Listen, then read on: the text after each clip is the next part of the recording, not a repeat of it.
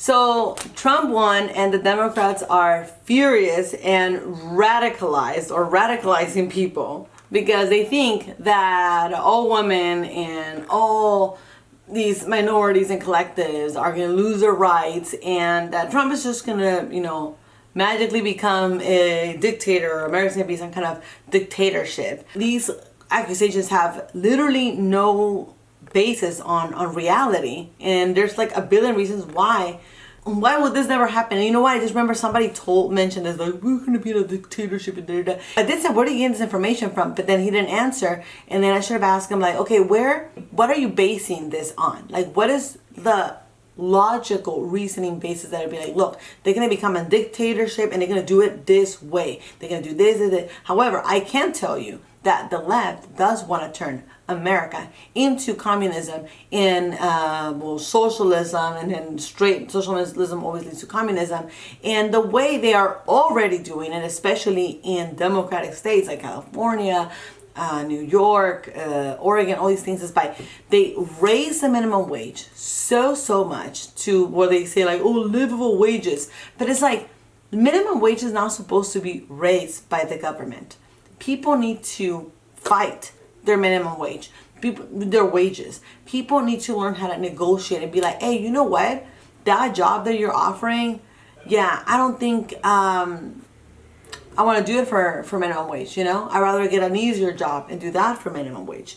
But when you raise a minimum wage so high to the point that it's getting paid just as much or almost as much as somebody who literally spent years learning a new skill, or invested years and money, got in debt to pay for a college education like myself, or invested invested growing in a company and gaining more responsibilities, more skills to be able to make more money. People are going to be like, hey, you know what? The new people that have no responsibilities are making almost as much as I do. I only make a little bit more than them. So how is that fair at all? Like, why should I even bother working in this kind of job? And you see it in a lot of different countries or situations.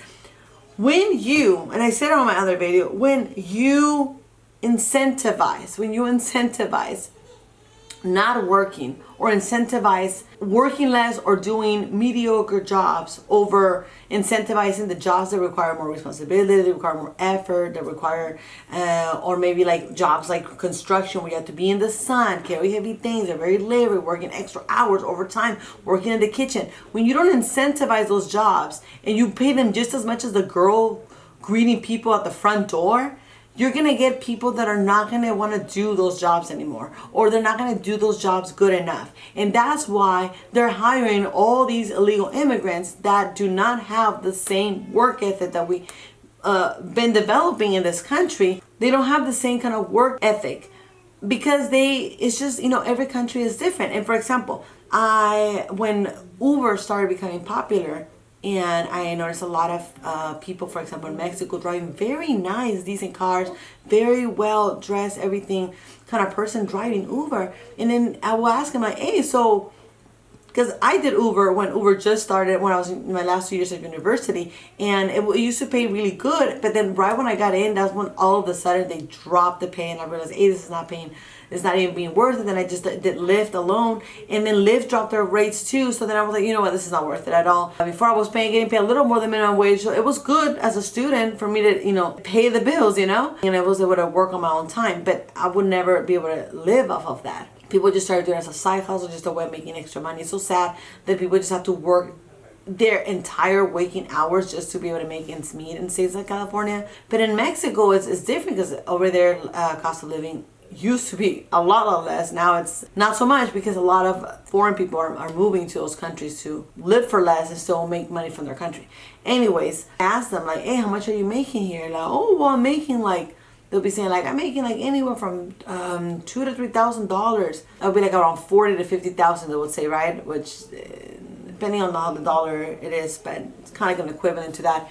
And I'd be like, wow, that is really good here. Because most people would be like, yeah, in my other job, they say I was a manager of this one store and I made half of that. or I didn't even make half of that. And a lot of people that graduate, literally. So remember, I just said they were getting paid around 40,000 to 50,000 pesos a month doing Uber, and most people that graduate and get a job like with a degree, they graduate from college, they're getting started up at like 12,000. That's a good salary because most people make around like lower paying jobs are like around 8,000 pesos a month. So if you're making 12,000 pesos, oh, you're starting good. They're starting you at a good salary. You're already making more than the average person who obviously didn't spend time going to school or developing a skill. But then if you're making 60,000, that's supposed to be like a good, like you're making good money, 16,000 pesos a month.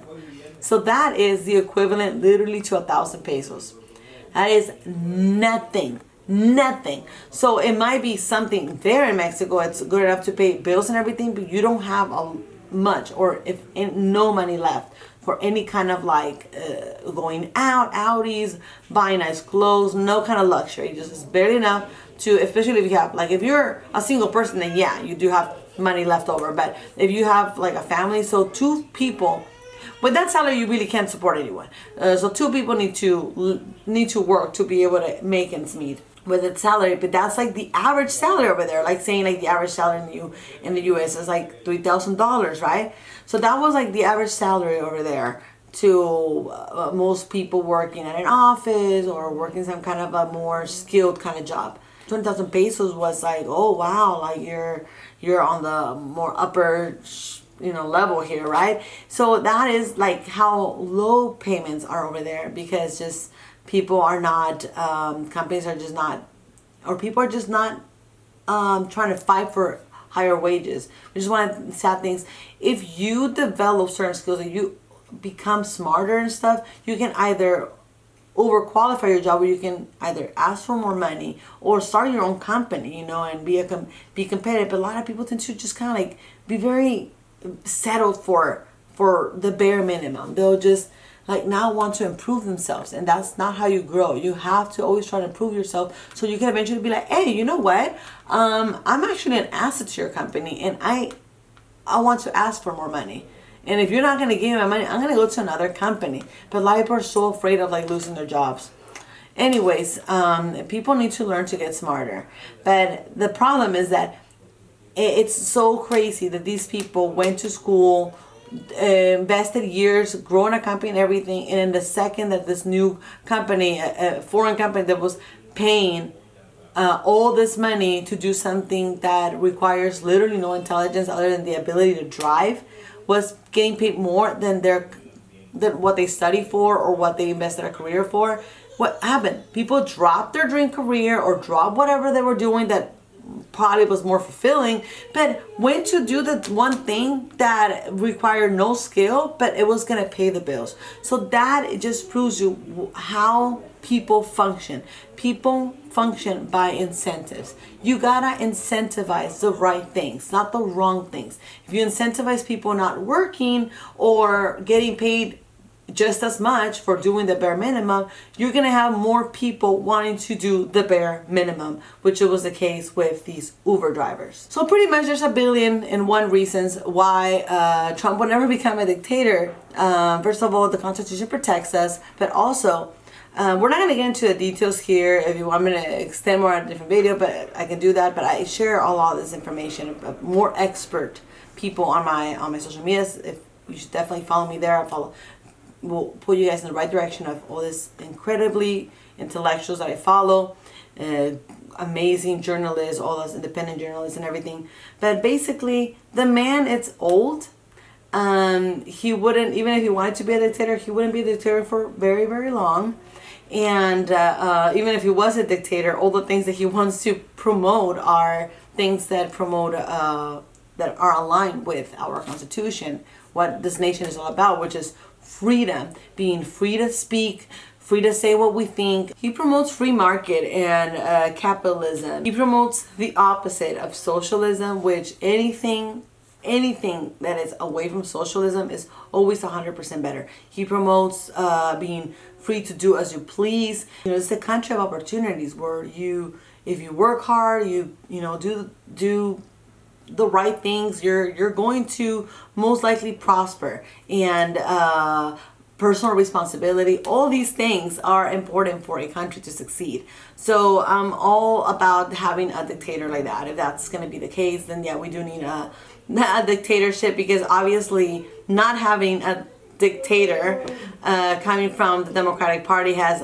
not been working well. This has only increased poverty, increased drug addiction, increased mental illness, increased all kinds of horrible things that has completely deteriorated our society. Also, the man has a legacy, has all these businesses with his name, right, and has all his family. That why would he leave an angry mob to take it against his own family, to take it against his business, his legacy, all these things that he promotes? He promotes capitalism and free market, which is that anyone can take him out of business on a free market. So that is what he promotes. So you're kind of like tied into, like, you either give what the people want, or you're gonna be taken out of business. This is the thing. Which versus in a socialist government, the government chooses everything. They choose what businesses stay, how much businesses charge, what do you get to sell, what you don't get to sell, how you can sell it, everything. They get to control everything. They get to monopolize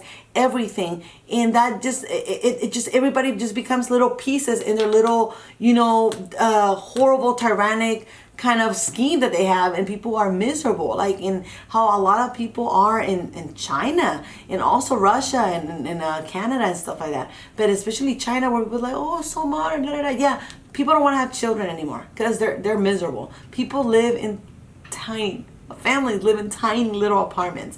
It's a sad life they have, and they don't get to do or say anything, because if they say something that is against, or behave in a certain way that is against their government's policies, like, they get to have serious consequences. It's so sad that you have to watch your back, and they have like all these cameras and everything, computers and robots following and checking their every move. That is terrorizing. That is not living in a free country. That is horrible. Nobody wants to live like that. Not even children under their parents want to live under, overbearing parents like this. Why would adults want to live under an overbearing freaking government? And speaking of giving what the people want, one thing that I do like a lot about Trump, that I noticed with all the research that I've done, and trust me, I don't follow necessarily Trump alone and check everything, his every move. I follow all these critics of him, and all these political and journalists that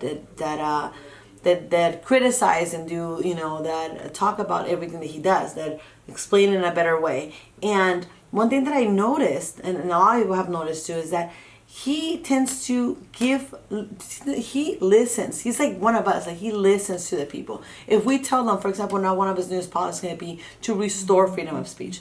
So if we tell him, like, hey, Trump, like, we don't like this, we want more of this, we want more of that, he listens to people. He doesn't lie. He has never lied to us. Like, from the very beginning, he has said, I'm going to secure the borders. It's going to be my number one priority. Secure the borders and deport people that do not belong in this country. And everybody's like, yeah. I mean, I'm not about, like, I don't love the idea of deporting people who are working or doing things right. I wish more people stay, but he's not the only one deporting people. Like, the Democratic Party have done it all the time. Like, they always talk about, oh, we have these asylum programs, and they have let a lot of people enter the country. God knows why, because just in 2023 alone, they deported they didn't deport it over 1 million people, but they denied like 85% of the asylum cases, just so you know, okay? So you need to do more research on this. They denied 85%, and then over 1 million people were like denied their stay here, and like almost close to 400,000 people were deported, and then the rest of them were either just asked to voluntarily leave, and some other, I forgot what else were the other things that happened, but a big number of them got deported, and the government spent so much money deporting people. So I really wish that our money was not invested on deporting people. That is annoying. Like, what we need is secure borders, especially because of all the drugs crossing over, all the guns being passed to Mexico, to these cartels, and all these children and women being being treated as a slave, as yeah, like pretty much sex labor and all these things. Is horrible what's happening to these people, and this needs to stop. This business scheme that the Democrats have with these drug lords and everything, like, it needs to stop. It's horrible. We're talking about human lives here, and I cannot imagine for a second, like, these children, what they're going through. Like, not one children should go through this, not one.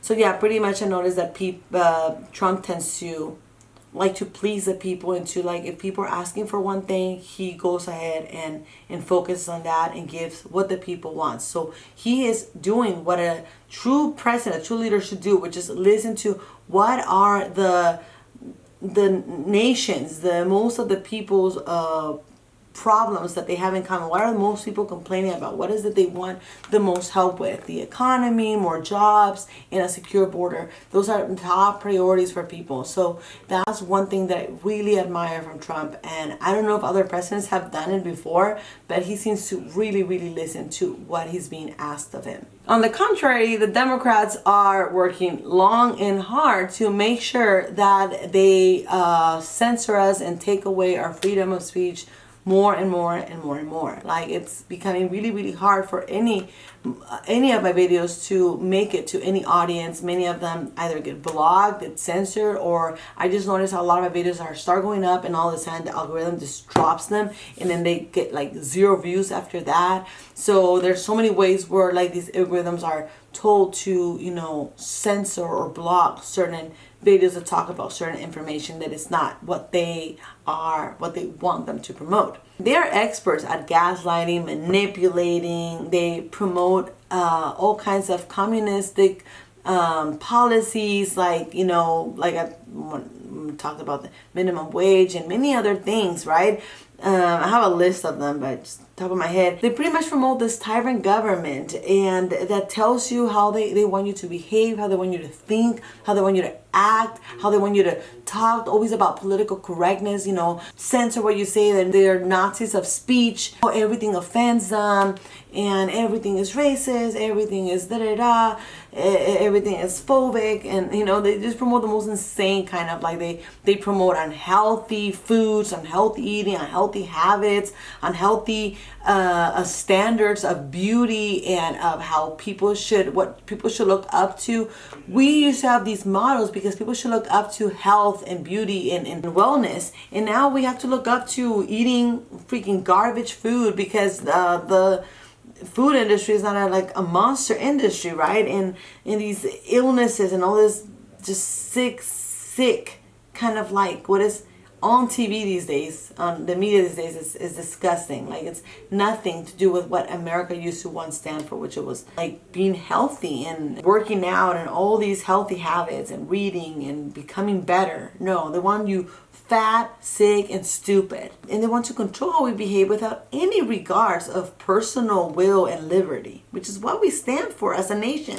Those, if you don't believe in the freedom, what freedom really means, what liberty really means, the fundamentals of this nation, then you really don't love America. I really suggest that you should move to other countries. Like, we have Cuba, for example. No freaking, you have no way of having your own will of how to behave. They'll tell you how to behave. Full government control right there. China, Russia, even Canada is becoming very tyrannical and very liberal too. If you're like this radical liberal, where like liberals have the upper hand now in LGBTQ and all these, you know, people have the upper hand, like go live there, please. You'll be much happier. But that is not what America or most Americans want. We stand for something else. We stand for morality, and we stand to strive to be better, and we stand for liberty and being free to pursue our happiness and to not have our rights, our individual rights, be infringed on. On the other hand, Trump has such a strong impact on people in other countries.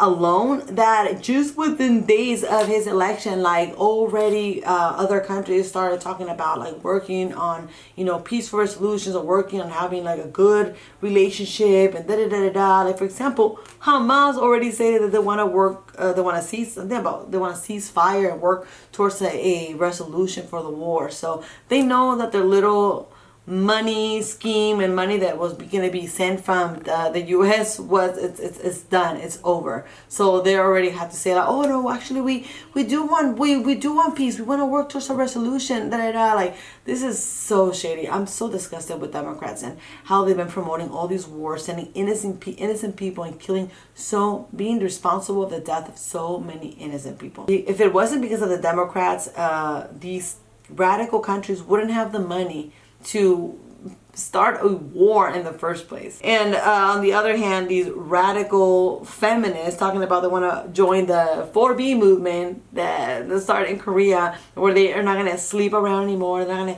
to join any dating sites, they're not going to have any man get close to them, and they're not going to be engaged in any kind of sexual activity, da, da, da. So pretty much, in other words, they're just saying that they're going to be responsible for their body and their sexuality, and they are not going to be sleeping around with random men, having random sex with random people just because they can, and abortions for no reason, or children that they can't even afford. Like, wow, that is great news, especially for those men. You really dodged the bullet with these nut jobs. Those are the women that you do not definitely want to have one night stands with. And speaking of nut jobs, Trump already announced that he is going to be making it illegal for minors to be getting any kind of gender affirming care, transitioning, whether it's chemically castrating them or surgically or any of that bullshit shenanigans. Since he considers that to be what all of us already think, it's child abuse. This is horrible what they've been doing to children and what they've been doing to a lot of these parents who do not agree. Parents being taken away from their children, whether it's both of the parents, that state taking it away from the parents, or the mom taking it away from the dad because the dad doesn't agree. All these horrible things. Parents trying to save these children from life-changing decisions, and the government just gets to infringe and say like, oh no, we're gonna do this because your children whose brain is not developed yet, by the way, can decide on these life-changing events, should have the right to their body. But when it comes to a vaccine that none of us wanted to take in the first place, and that decision, it's not our body, it's the government's choice. Okay. So yeah, these children are children. We need to protect children's innocence. Children need to be children, whether they have a tantrum or are having a moment or whatever. It's okay. They're children. It's going to be a moment that it shall pass. And once they are adult and ready to make adult decisions, they can do whatever they want with their body. But when they're children, we need to protect the children.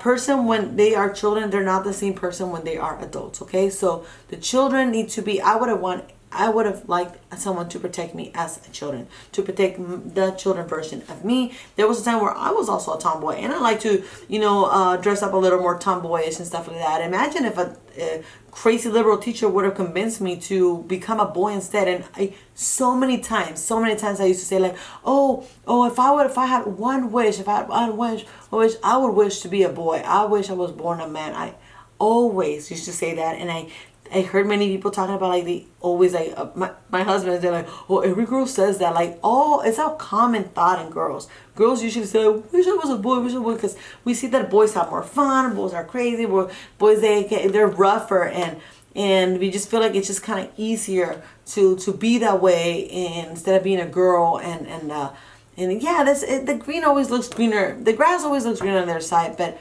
things are not that simple. Okay, so we need to teach people and teach these new generations to love themselves for who they are and exactly for what they are. On the other hand, the Democrats continue to not understand why is that Trump won. Despite all the efforts that we do, all of us on social media every day, people like myself posting videos all the time explaining exactly why we hate the Democratic Party. But no, instead, they choose to oversee that and pretend like they are not finding this very obvious in their face information and just go to blame racism, misogyny, all kinds of reasons except the simple fact that people are tired of the Democratic Party. We are realizing what the Democratic Party is all about. We are learning the differences between socialism and capitalism, and we realize that we know that the media lies, we know the politicians lie, we know that people in power tend to be corrupted and do all kinds of schemes to manipulate people, and we are no longer going to be part of this charade of their puppet show. So we are done. And if only they listen to us, the people, that we're supposed to be for the people, if they only listen to us, they would know this. But no, they will continue to not listen because they don't want to acknowledge the fact that we have caught up with their true intentions. You know, listening to us will put them in a position where they will have to be all like, but no, we're not trying to do that. No. I was seeing just this guy. I'm gonna make I don't know, it's in Spanish. It was this live of this guy who supports young lawyer who supports the Democratic Party so bad, and this guy like confronted him with some hard truths like, oh, I never see that happening. That thing you're talking about kids, like I don't see that happening ever. My mom is a teacher and she's never seen that happening. So they kind of like say, oh, because I haven't seen it, therefore not happening. You're crazy. That is the gaslighting that I'm talking about. It's shameful. Which is why they will continue to pretend to not see any of our protest, any of our stories, our content, all the overwhelming content on social media of all these people just grabbing their phone and speaking up and telling their truth. They will continue to pretend like they are not seeing that content and instead just continue to gaslight us and manipulate us and make up stories about all the reasons why now Latinos, we are racist people and we are misogynist and we're all kinds of evil because we didn't vote for a president based on her gender and color.